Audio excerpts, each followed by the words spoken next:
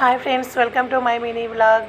అందరికీ happy Sunday. ఈరోజు వచ్చేసి పొద్దున్నే morning puri with chicken curry చేశానన్నమాట.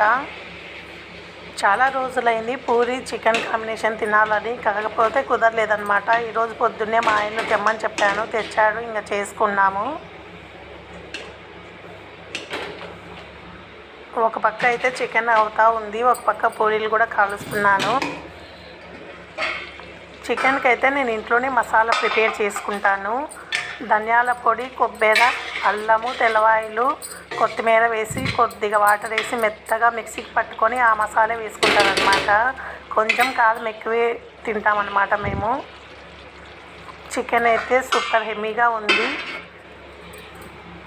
అలాగే పూరీలు కూడా ఈరోజు చాలా బాగా పొంగినాయి. మేము ఎక్కువ గోధుమలు తెచ్చుకుంటాం అన్నమాట. 5 కేజీలు అలా తెచ్చుకొని బాగా 2 టైమ్స్ కడిగి ఒక క్లాత్ మీద ఎండలో ఆరబెట్టుకొని మిషన్ కాడించుకొచ్చుకుంటాము. అదే పిండే వాడతామన్నమాట. ఇంకా ఇప్పుడు గోధుమలు లేవనేసి కేజీ ప్యాకెట్ తెచ్చుకొని చేసుకున్నాము. కానీ ఆశీర్వాద్ చాలా బాగా పొంగాయి.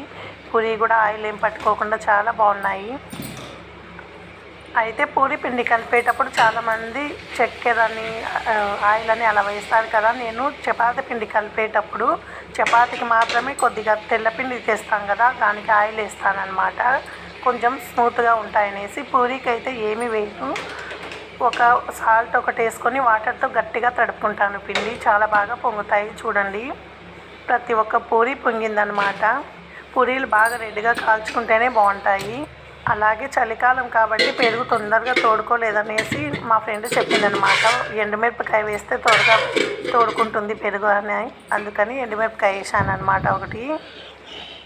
అలాగే చికెన్ కర్రీ కూడా రెడీ అయిపోయింది. పూరీలన్నీ ఒకేసారి రేకు రుద్ది పెట్టుకుంటాను అనమాట. ఆయిల్ పెట్టేసి 1 by 1 కాల్ చేస్తాను.